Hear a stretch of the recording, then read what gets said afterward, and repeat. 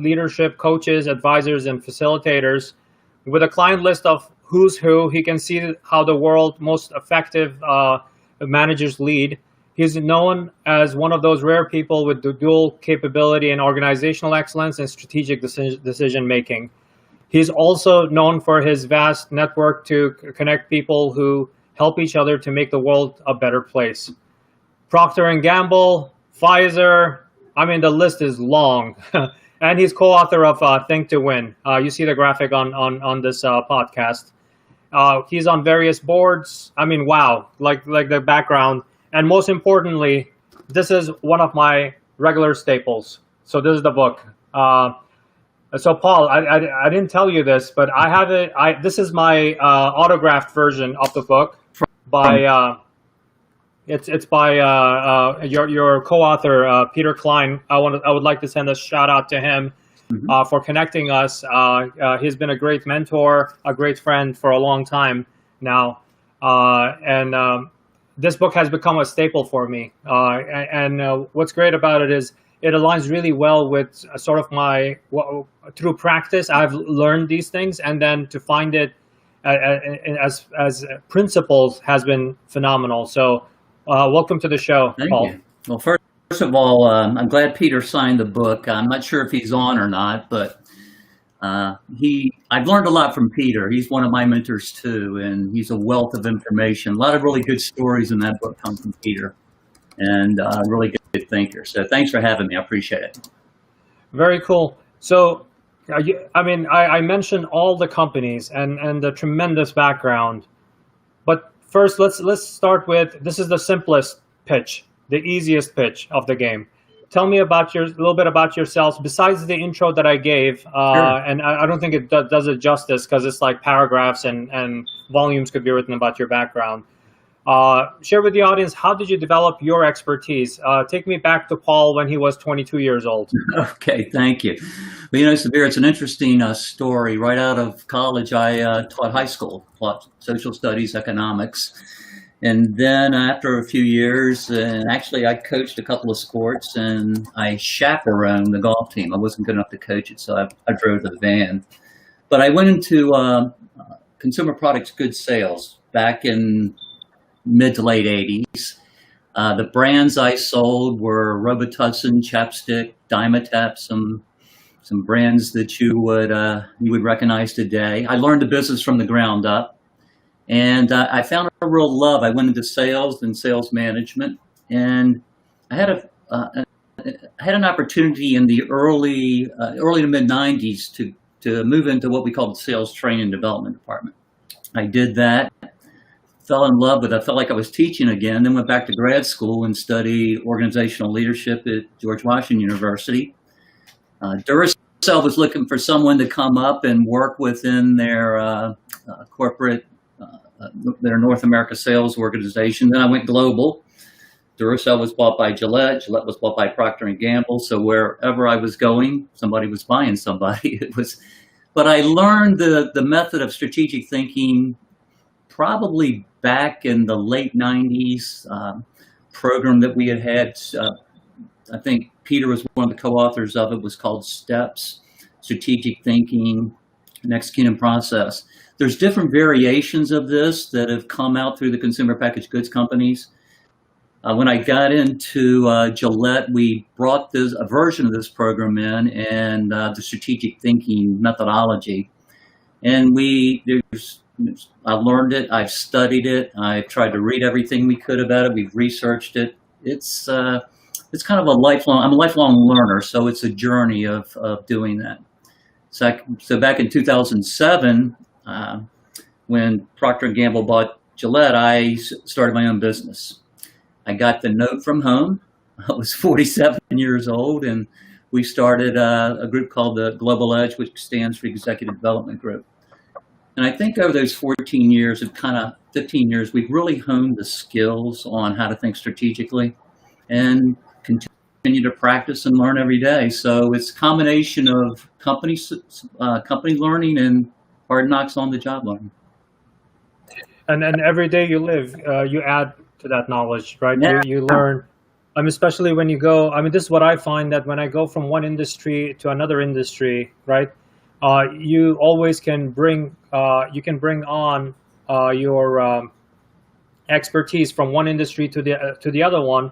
And when you do that, people in that industry find it innovative.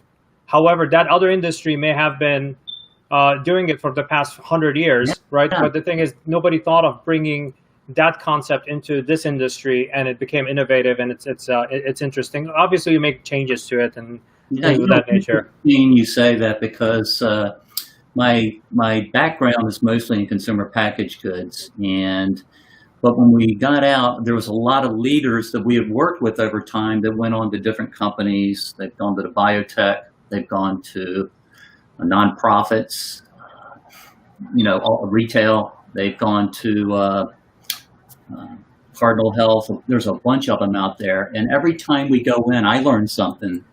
But you approach it in a way that you go in with a sense of curiosity. And I think that's one of the most powerful things about this process. It's a way to help you. It's a mindset in many ways. It helps you think about things in a different way. But the methodology that we use is a series of questions.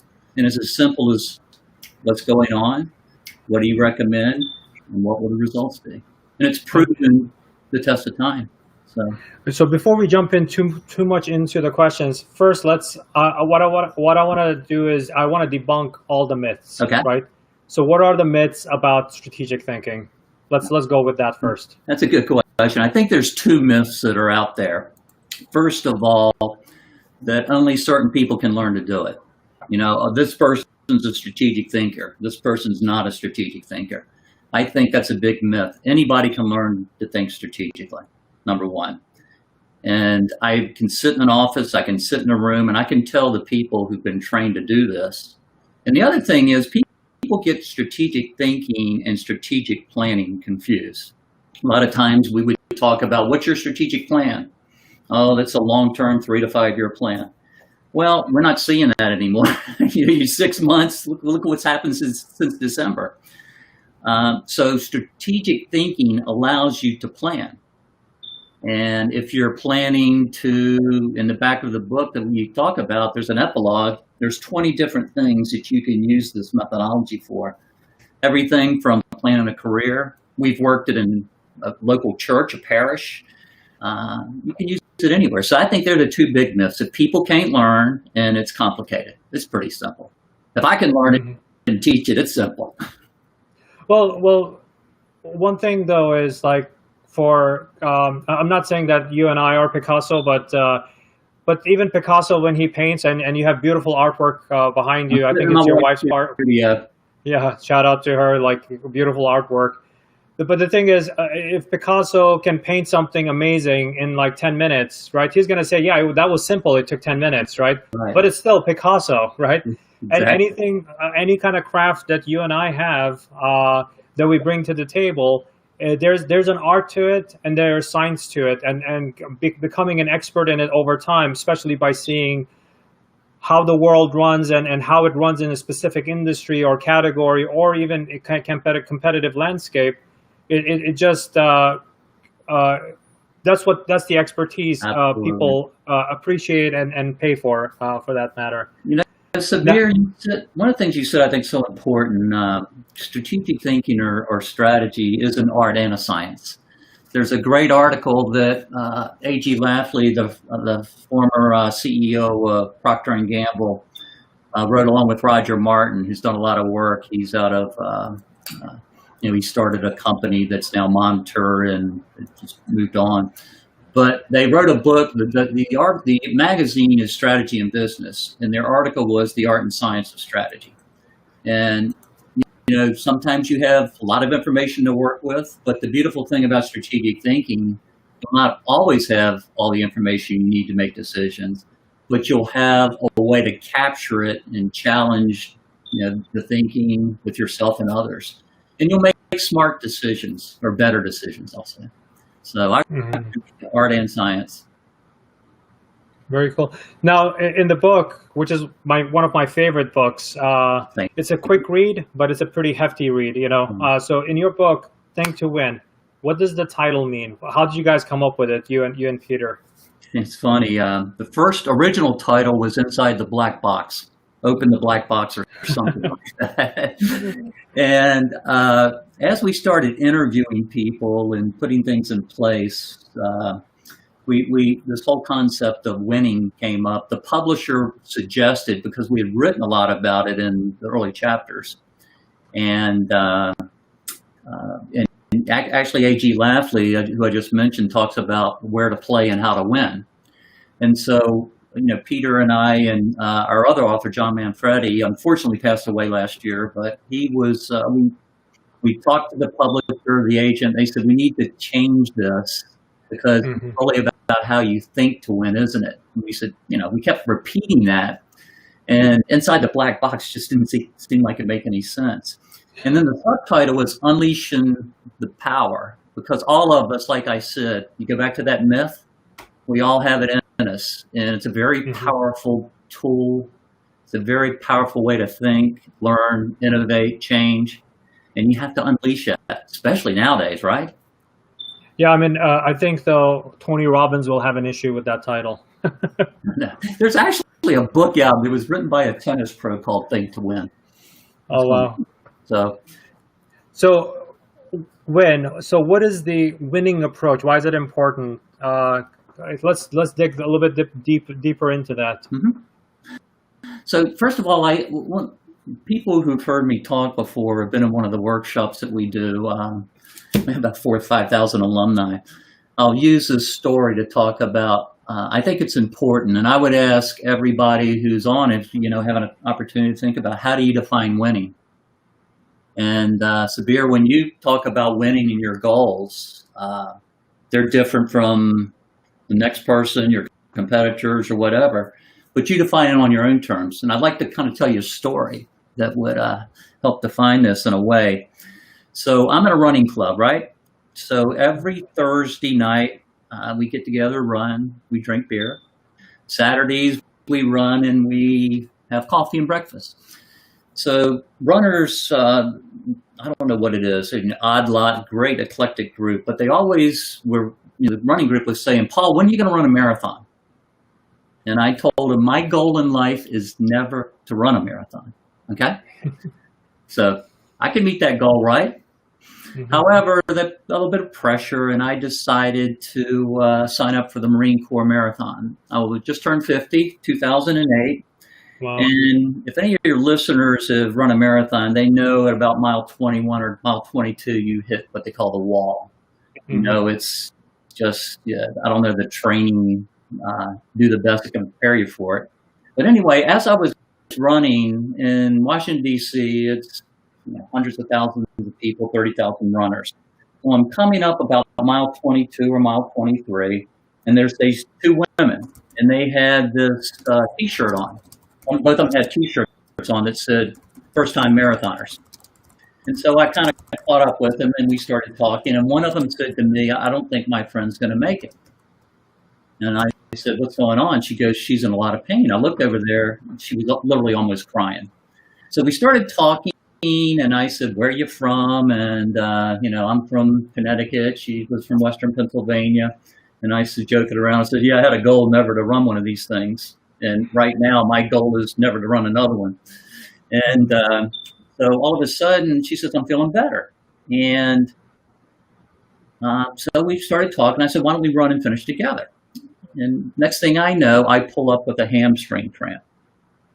Now, she took off with her friend. I never saw her again. We were supposed to run in together. So the point is, my goal, if I say my goal is never to run another marathon, I can meet that goal. However, I had 3 goals for that marathon. One of them was to finish. Now that's a goal you can measure and say that happened. The other goal was to finish in that 4 hours and 30 minutes. I finished in about 4 hours, 40 minutes. I had to take a break. And the other thing is I wanted to have fun. Now, they were my 3 goals. Finish, 4.5 hours, and have fun. Did I win? On my own terms, I did. So the point I'm trying to talk about winning, you have to define what it means for you. And you have to define it on your own terms. Don't let anybody else define your metrics. Now, you need to define that in a way that you've done your homework so you can take a pretty good shot on what winning means. I'm sure when you worked with VaynerMedia, with Gary, Yeah. Peter's son-in-law, and signed our book, so he endorsed our book. But when he first started out, he had different metrics for winning. So what I would say is, for everybody, define it on your own terms, but make sure you do the homework so you can set those right metrics. So that's what we mean by winning. I think you need to define it on your own terms. Yeah, actually, people who have worked with me, they know that I usually share this with them. I say that at the end of every workday, I fire myself, or I evaluate myself and see, do I fire myself, or do I rehire myself next morning, right?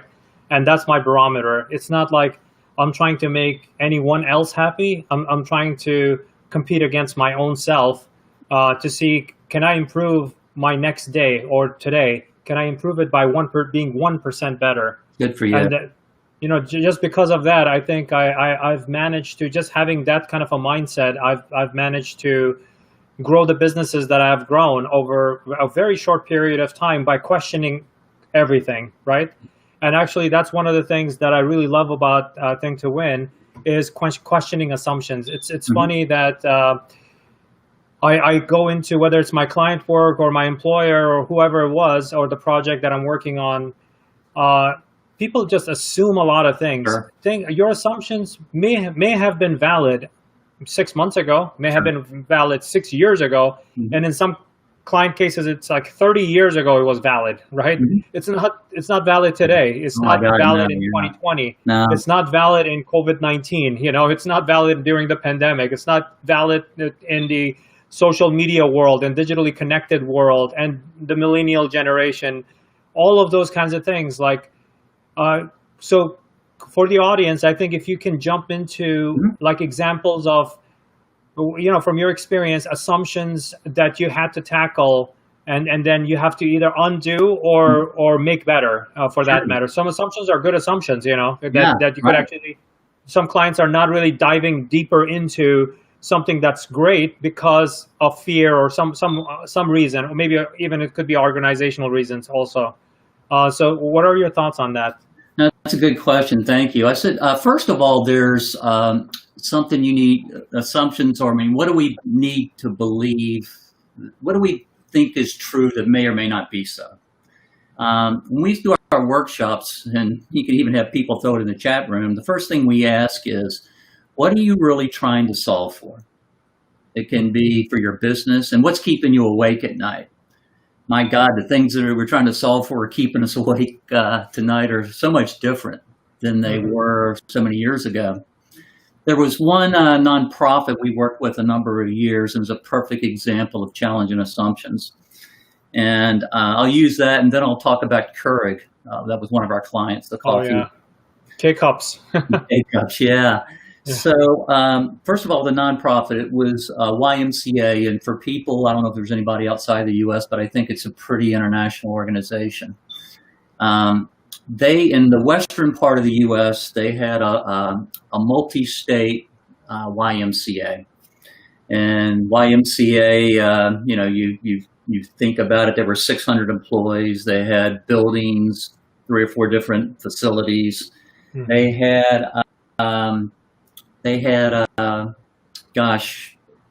property and what have you. Anyway, one of the board members, who was actually alumnus of Gillette, and he kind of went through this methodology. He asked us to come in, and we did some pro bono work with him, one of my partners. And so the organization was financially strapped in some ways, and they really wanted to figure out, okay, how do they go and how do we do this? So we worked through a couple of things. So one of the questions we ask folks when we teach this workshop, when you think about the YMCA, who do you think their competitors are? And one of the first questions we get are gyms. And so then I throw up a picture of a gym that has memberships for $10 a month. And I said, do you think the YMCA can compete at $10 a month with his gym that's right up the road. The whole conversation came into what does it mean? What does the YMCA brand mean? And they had to really challenge the assumptions. Do we need a building to have a Y? Could you take that Y brand and put it on a sign out for a camp for kids? And so the YMCA meant a whole lot more. It meant more than just gyms. It was family, community, health, all sorts of things. So anyway, that's one idea. So what assumptions were they making about the YMCA? The other example is if you think about Keurig. When Keurig first came out, we started working with them, gosh, I want to say late 2000s and early 2012, 13, somewhere around there. And Michelle Stacy, who was actually an alumnus of ours at Gillette, brought us in to do some work. And the story in the book goes that when Keurig came out, originally they were $900 coffee makers, and they were industrial. Okay, so expensive. Very expensive. And their mission or vision was they talked about coffee and have a brewer on every counter. And so ultimately, everybody knows the story. They came out with the brewer with the pods. They had a real challenge, I think, mid 2000s on their pod coming off of patent. Okay, the little K cup. And Green Mountain bought Keurig, so it was Green Mountain Coffee and Keurig. And so they had Michelle brought her group of folks around. She said, okay, what assumptions are we making here? And so ultimately what happened, if you look at it, they had pods with Dunkin' Donuts, Starbucks, what have you. They basically said, we need to think differently, and we need to challenge the assumption that the only coffee that can be in this coffee maker is our own. So when they challenged that, it opened up a whole new world, and some of the brand people were shocked. You don't give away your secrets or whatever, but it makes a big difference. So what we would say now is challenging assumptions, and what questions should you be asking yourself that you didn't ask yourself 6 months ago? And so I think challenging assumptions is so important. Now, after you challenge the assumption, the next step, the thing is, I'm a student of this, so you're the master. So right. scoping the issue. Okay. What do we do in step 2? It's interesting. I think you need to scope differently now. Let me give you an example with my own consulting business. Before the whole pandemic hit, we were basically a face-to-face organization. Myself, we have some great partners that work with us in certain parts of the world too. So our scope, basically for a lot of us, was the Northeast U.S. Okay. However, our scope now is global, because what we've started to do is change the way we consult and work online now. And so it's a whole different way to look at things. So our scope is changed. So one of the things we talk about, if you wrote down or somebody wrote down what they're trying to solve for, the first thing is, how do they scope it out? Is it a national issue? Is it a geographical issue? Local? Town? We did a program with we used one of the city governments, came in, did some pro bono work, and they started thinking, okay, we do the analysis, you need to broaden it a little bit and thinking outside the town. But when you start to do your solutions, you need to start thinking inside. So scope is real important. So not only that in a geographical sense, but if you're in an organization, let's say you are in marketing, you are in sales, you are in finance, you need to be on the right scope or scale of the conversation. We'll tell a story sometimes about the iPhone prayer. In the days when we all would meet around a table, if somebody in marketing was talking, You might have the Yeah. salesperson get their phone and start going like that and start, texting. So what we're saying is, no matter where you are, if you're in a team or you're by yourself, always realize what scope or scale the conversation is taking place on and rise it to the largest scale. Right now, we're saying, issues that would just be in a department right now because everything's happened is a company issue. So start broad and then scope it down to where you kind of hang out. That's what I would say. So the next one is kind of my lifeblood in my practice, because the thing is, data doesn't lie, and you can get data from just about anywhere. When I say data, I don't mean just Google Analytics or your CRM. Data could be the reviews people are leaving for you about your product on Amazon. That's data also, and also data like what is your competition doing is also data. So what are your thoughts on like reliance on facts and data? And I do want to send a shout out to our New York governor. Through this entire pandemic, he did a tremendous job of telling us the facts and letting us decide to do the smart thing. So that's another example of data at work and facts at work. What are your thoughts there, Paul?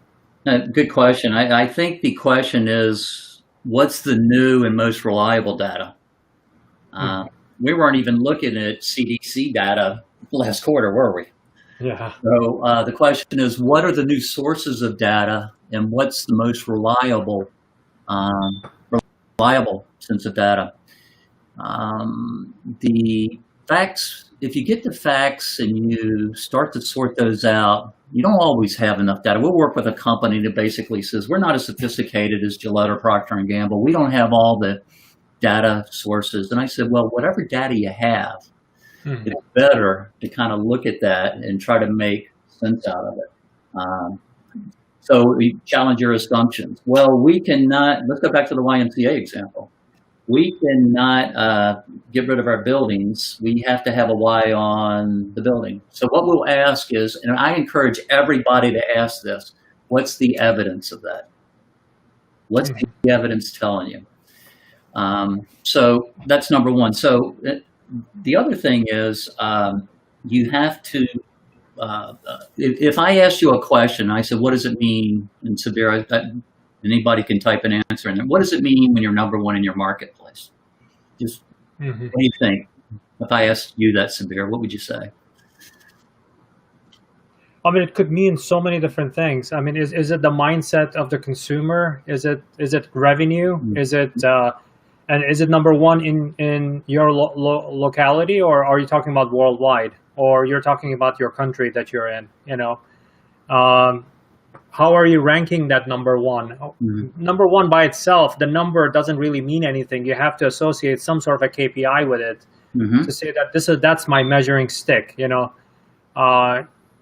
a lot of people, I think, and I'm sure that you've had your run-ins with this too.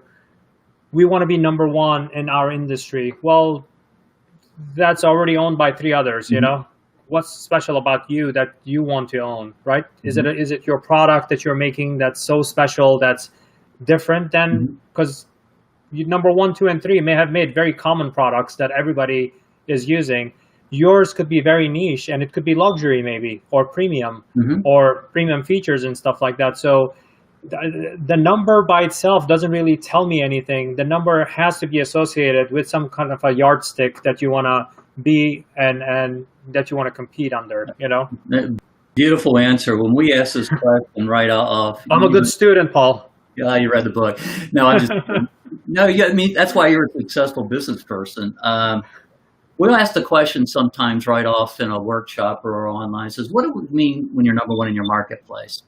We'll have things like catching the competition, best share, highest sales, and then we'll say, okay, what do you mean by highest? What do you mean by best?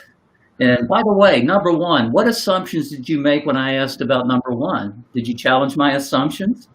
Did you ask me, was I talking just like you revenue, your luxury? The second thing is, did you ask what market I was? Where's that scope that we talked about? Just like you said, national, regional, what have you. I think assumptions and data go hand in hand. What we'll do is we'll use two questions, and I recommend that anybody does this. If you wrote that statement, what's keeping you awake at night, ask someone challenge the assumptions and ask for clarifying questions first. So what do you mean by number one? What do you mean by marketplace? So that's number one. The second thing is you need to get clarity on trends. So for example, when I worked at Gillette, we had 75% global blade share. Now, if I ask people in the conversation, is that good? They go, great. And I would say, what if we were 85% last year? Is that still good? Mm-hmm. So you need to look at data. You need to look at trends. And what we recommend for every business person out there, start outside in. What's going on outside the world you live in? Social trends, economic, competitor, category. What's changing? What sources of new and relevant data do you have? That's number one. And the second thing is what we would say is once you have that data, what we would also say is how are you interpreting it? And how are others interpreting it? Are you on the same page with your language? And so asking clarifying questions. I'll give you an example from my own situation. We had to pivot a few years ago in my business. We try to pivot every year. We pivoted the last 3 months. But we did a deep analysis. We looked at the data, and over 90% of our business was coming from referrals. And so I would tell everybody, I said, most of my business comes from referrals. And goes, what does that mean? I could say over 90%. So what I had to do is I had to take that number and say, okay, how are things trending in the marketplace relative to my network, relative to new ways to do things? So you really need to kind of challenge, pivot, ask yourself at the end of every day, did you win? What did you say a little while ago? At the end of every day, do I want to go back to work the next day? No. Would I hire myself? Would you hire yourself? I fire myself, and then I'll rehire myself. Yeah. So data is so important. It really is. Yeah. Because the thing is, it doesn't have to be my boss or my client firing me. I need to fire myself if I didn't do a good job, because that's a good yardstick. Now, I'm sure that our audience and our clients watching this are going to run off. They're going to go hire that strategic consultant. They're going to go on LinkedIn, and they're going to go on Fiverr. They're going to try to find they'll type in strategic consultant, strategy consultant, and they'll hire them. That person is going to walk in, do their thing, and all of a sudden now they're producing 500, 600-page strategy document, right? Mm-hmm. You and I have a very different view of that report, right? That's like literally that consulting is asking you to boil the ocean, and you know that you can't boil the ocean. Mm-hmm. And one of the other things I want to share with the audience is I heard about, I don't know if it's a myth or if it's an actual story about Warren Buffett and how the conversation he had with his limo driver, right? He said, what are the things that you would like to do or accomplish or something? And he said, these are the 10 things I would like to. And go like, which ones are the most important? These 3. Mm-hmm. All right. Okay. So just make sure that you keep your eyes on those 3. And make sure you also keep a better eye on the other 7 that you didn't select, so that it doesn't get in the way of the 3 you want to do. So focusing on the vital few are really key. How do you determine what those 3 are? How do you determine what are the vital few are in any business? That's a good question. We have something we call the 90-10 rule, not the 80-20 rule anymore. And in a business sense, what we will say are what are the 10% of the things that can drive 90% of your success. And when we first start out, we'll ask people to make a list of all the issues or questions they need answered. And even if you did your to-do list, you could put it up and you could have 30 things on there. On the 80-20 rule, you would get your 6. 90-10, you have 3. Okay. And of the three, what we say is what's most important. So what are the things that are no longer relevant that were on your A1 priority list 90 days ago, you just need to kind of stop doing? The way we get at that is the methodology on the strategic thinking. It's a series of questions. So the first thing we would do is what's keeping you awake at night? What are you trying to solve for? And these principles we talk to are a lens you look through. And then of that, what do you know? And that's a fact-based assessment on what's going out in the marketplace, what's going on inside your organization. So that's question number one. What do you know? You could write these down. Question number two is of what you know, what's most important? Okay. And so what we would say in the old business context, you can use a SWOT analysis, strength, weaknesses, opportunities, and threats. We right now use what we call a plus-minus matrix. What are the pluses and minus internally? What are the pluses and minus externally trends? So you got what do you know? And of what you know, what's most important. So what you're doing is, the model we use is a funnel in the book. So you take this question and you drive it down this funnel. First question, what do you know? Second question, a little bit more significant, of what you know, what's most important. And the third question we say, and we'll probably talk about a little bit later, is what makes you unique? All right. So you have those three questions, you have the information, and what we do is we sit back and say, what are the conclusions, the 3 to 4 big themes that are coming out of our analysis? And then we ask the questions, if they're the conclusions, what's the implications of it? And once you get all those conclusions and you turn them into what we call key issues in an organization, 3, 5 things at any one time, top 3, they're what we call the vital few. So the questions lead you to basically, we call it we call it kind of like, here's the bridge from what do we know? We got these 3 things, and the bottom part of that hourglass is what do we need to do about it? So through a series of questions using the principles such as challenge assumptions, data, focus on the geography, that'll help you get down there. Very cool.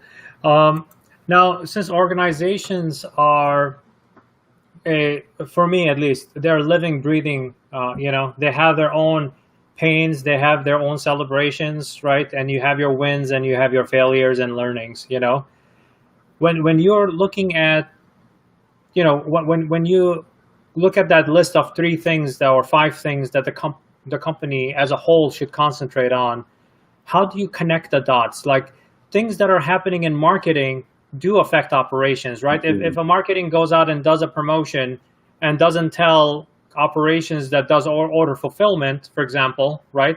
You're going to have a disaster in your hands. A lot of the failures and successes you see with Black Friday sale, for example, or Cyber Monday, marketing did its thing. It 10x the business, and all of a sudden they forgot to tell operations that, any of the forecast or what they were planning with doorbusters and web busters and whatever have you, right? Right. How do you connect those dots, and what is key there? What's really important? That's great. Great question. I think it's so important. The beauty about this methodology, when we've used it with organizations, and actually you can do this in a group of 1 or 2. If you're a sole proprietor, you have a lot of different stakeholders too that you need to keep in the loop. One large company that we worked with brought people in to go through this collectively as a collective thinking exercise.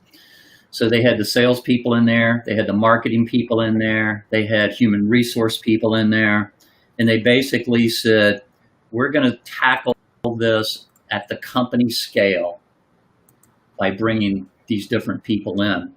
So part of the way it works is you go through those questions collectively in cross-functional teams in large organizations. So what do we know? So they collectively look at things going on outside, and you have someone like the soft drink companies, have someone from legal coming in and they're talking about soda taxes. That wasn't probably something that anybody would have thought about years before, or they needed a different somebody who had to come in and bring that kind of thinking in. I think one of the worst things is if you do this in isolation, or when you're doing the questions on what do we know, you're not thinking about different parts of the organization. So, and we'll have the information. I'll be happy to send this out. We have a checklist of everything you need to look at, and we call them, 5 external C's. You need to look at the customer, the competitor, the category you work in, the consumer, if you're packaged goods, a patron. I mean, it could be a patron if you're a nonprofit, or a patient. And then what's this whole community, environmental, economic.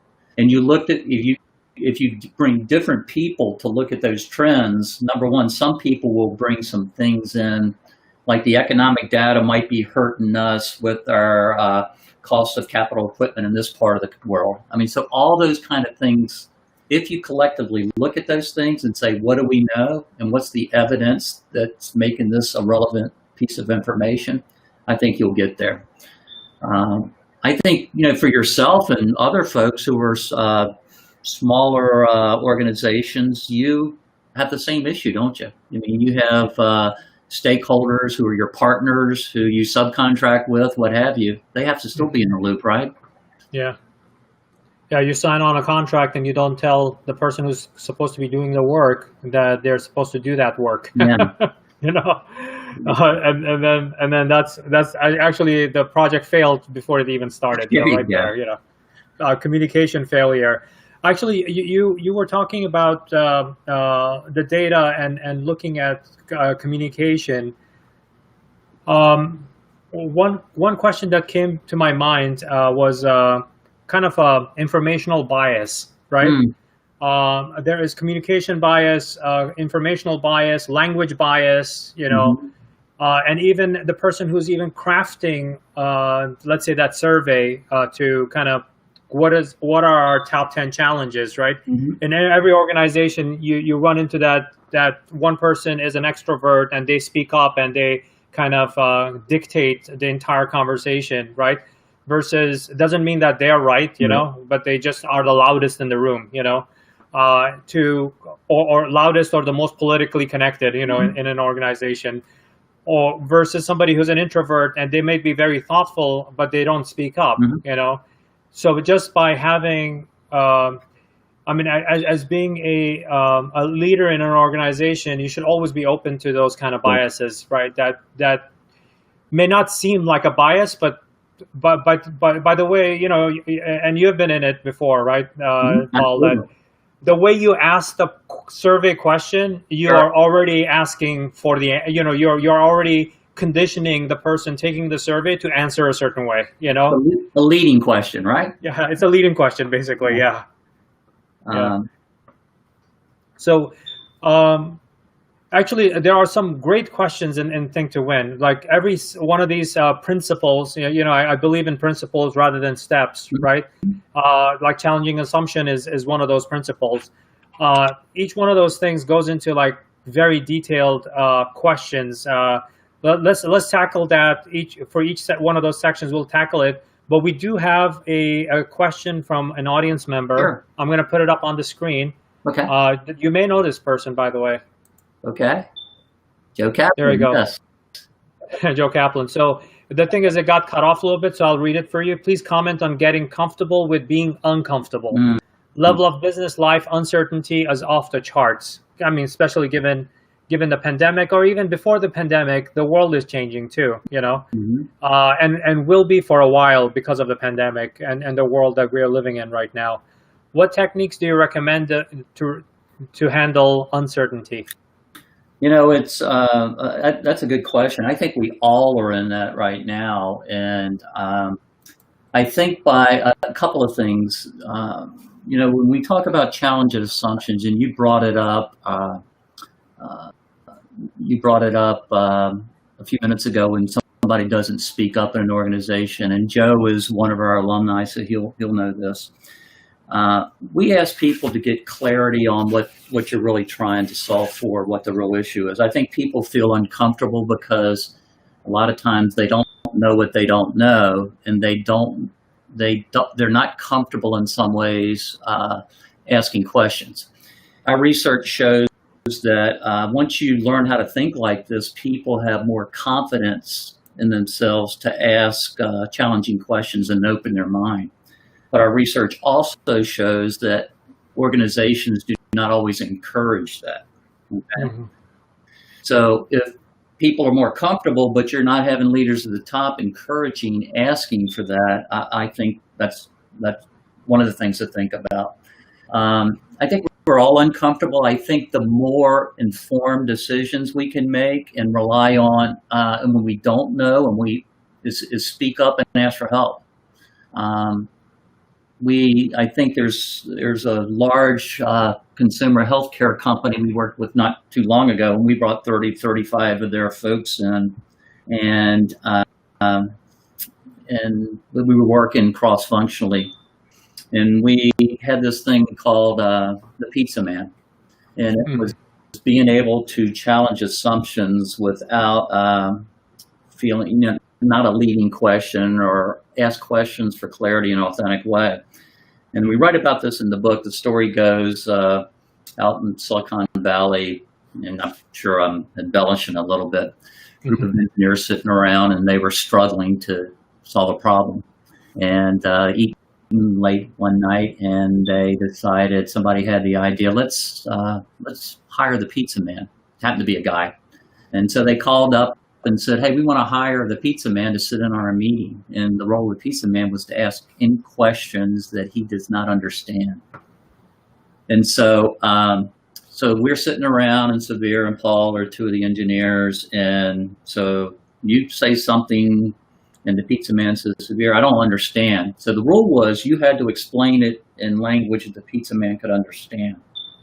Okay, so you start explaining to the Pizzaman, who might be Joe, who just asked the question here, and Joe goes, oh, now I think I get it. And then Paul, who's been working with you all along, looks at you and says, Sabir, is that what you meant all along? So what we tell people is to ask clarifying questions, and the more clarity you get, the more you can deal with some of this uncomfortableness. Mm-hmm. There's also a great, I think there's when you talked about you go fire yourself at the end of the day, there's a great exercise. We do a lot of work in, I did some work and study at the University of Pennsylvania positive psychology area, and this whole resilience piece is so important right now. And there's an exercise called gratitude exercise, or 3 good things. And at the end of each day, take a look and say, what are the 3 things that I'm grateful for? It can be something at work, it can be something for your family, it can be whatever it is. And then why am I grateful for that? And they say if you repeat this over a time of like 7 days plus, and you do this exercise, you'll start to reduce your stress level. And I think when you were saying, would you fire you at the end of the day, what I would say to anybody on the phone, what are the results that you've produced this day that wouldn't allow me to be fired? And what did that allow for in the future? So, Joe, you asked a great question. I'm not sure if I answered it, but that's probably how I would think about approaching it in some ways. Get clarity, Very cool. Be grateful, and think about the results you've produced. So we have another question here from Monica Vesandrai. Mm-hmm. She's from the UK. When you have collected the necessary info linked to the organization's issues, then you have one senior manager who's the hippo. It looks like it's an acronym. I don't know. Maybe this is a US-UK thing, but it is blocking. I have a clarifying question. What do you mean? Is blocking the changes required to evolve. How would you handle this challenge? Yeah, I think this is pretty typical of that example that highest paid person's opinion is hippo. Yeah. Thank you, Monica, for clarifying that. Yeah. It's not just the highest paid person. It could be a C-level executive, or that's what she means by senior manager. Mm-hmm. It could be the loudest person in the room too, or somebody who is a bully and bullies their way and their opinion on an organization. as I'm saying that, actually, my mind just flashed into the past 25 years of my career and every bully that I knew in the company, and who would, Monica, who you are thinking like it's exactly that person. So Paul, how would you go about doing that? Is it not necessarily that the highest paid person is the owner or the founder, but how do you change your organization to actually solicit that? Like, I would even expand this out to a little bit more than what Monica asked, right? Mm-hmm. In any organization, you have people of different ethnicities. Sure. They have people of different language skills, right? Mm-hmm. I have worked with folks that are incredibly brilliant at analytics, right? They're great at math and they're great at insights and stuff like that, right? Mm-hmm. English is not their first language. English is their third language or fourth language. So even just saying that, they're already smart because they speak 4 languages, you know, and English is their fourth language. There's always a bias towards the way you talk, right? And there are language coaches out there that would jump on this and say, oh, we can help with the language skills. But the thing is, how can organizations solicit that kind of a feedback so that not one person gets to always vote what's right or wrong for the company to do? Yeah, it's interesting. This kind of goes into, first of all, you'll always have this in some form or another. It might not be the highest paid person. It might be someone who is, usually the reason is that they have had, in my experience, they've had something they put their name on. Okay, or I've heard, as a senior leader, here's my thoughts and my opinions. And I don't, give an example. There was one organization I was working with that had one of the GMs had a project. Okay, and they kept, even though the market conditions were saying they needed to get out of this business, that person owned the project. Their life and world was defined by that project. Their success was defined by that project. And so once they started to realize that everything that happens inside an organization is impacted from something that happens outside an organization, it starts to, with some coaching and some things, I think the leader came around. There's some tools that you can use that we've used on how you can ask questions. You can have a declaring question. A question that's posed as, I declare this. Or you can ask a question like, what do you think about this, with your tone? And the other question is it an authentic question? What's possible? What does this allow for? What am I not seeing? And I think it's, it's just like a negotiation. If you could clearly understand the other person's side of what their point of view was, you'd be a lot easier to communicate. And to trying to really ask those clarifying questions, challenge assumptions in a very respectful way. Like I said, that Pizzaman technique we used with a company that had everyone from first level managers into senior VPs in the organization, and we broke them out into groups. And a lot of times, if you get people into smaller groups, the highest paid person in the room, and what we've done is we talk about what role do you want to play before you go in there, how can you add value, and then sometimes we'll put them right in the group and say, okay, this is not a spectator sport because you have a high title. You need to participate because you can learn and other people can learn. And we'll throw them into breakout groups with people of all different levels. And so I think that's some of the ways, it's a cultural thing in many ways too. So I'm not sure if I helped with the answer, but yeah, that's what I actually meant. Like, there are, even culturally, there are biases, and then also culturally, some people are, it's not that they're introvert or extrovert, because the highest paid person is in the room. I faced this challenge with certain teams that I had outsourced and I was working with outside the United States, right. Like folks, especially in, hello to my teams in India that I've worked with, the challenge with them. The title means something, right? Yeah, I mean, think that because my title has a manager in it, or it has a director in it, or it has a chief or whatever, that they're not allowed to talk to me, right? Or talk up to me or anything like that, because they don't think they're senior enough.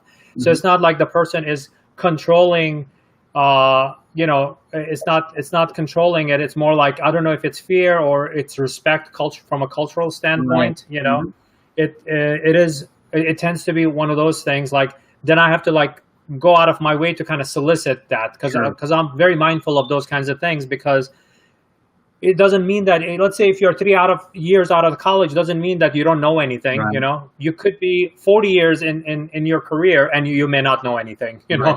So I don't want to make that assumption. But I do want to solicit, and as a leader, I want to make sure that I do get the best ideas on the table, not that it's a specific idea just because you have the title, or you're the loudest in the room. Yeah.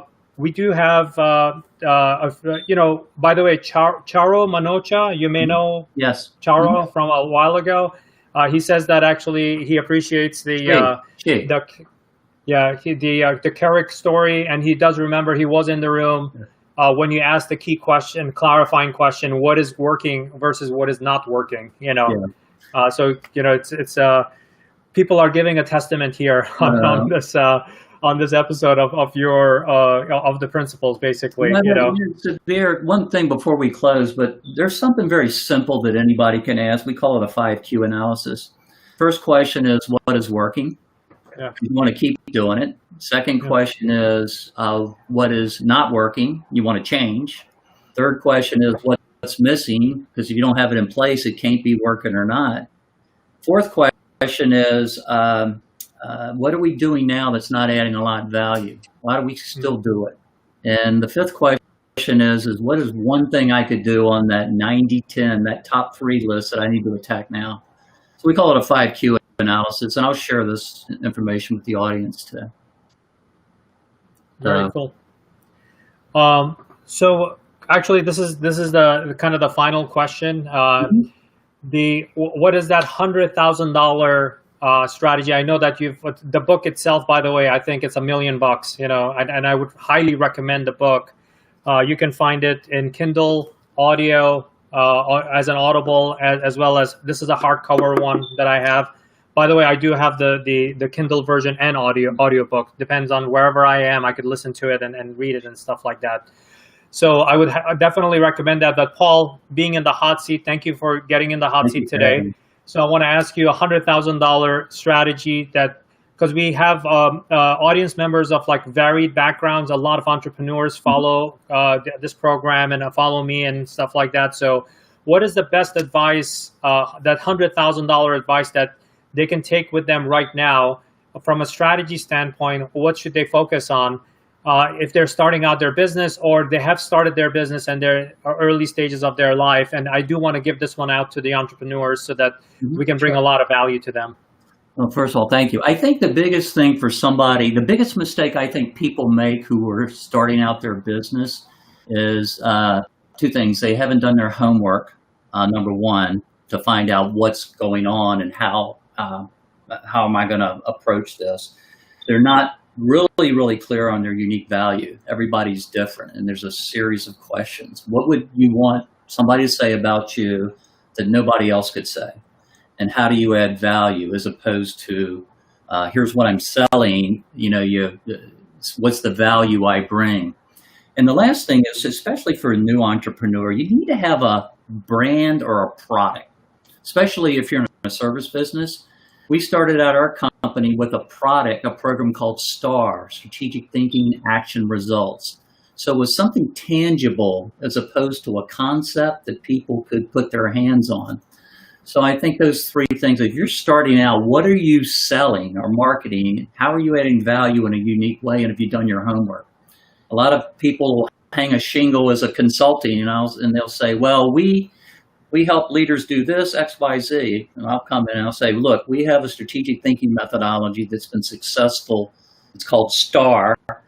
It's been around for, in one form or format for a number of years. We continue to learn and update it. Nobody else takes the questions that we have along with the process we have, and puts it in place and uses it in a very simple way.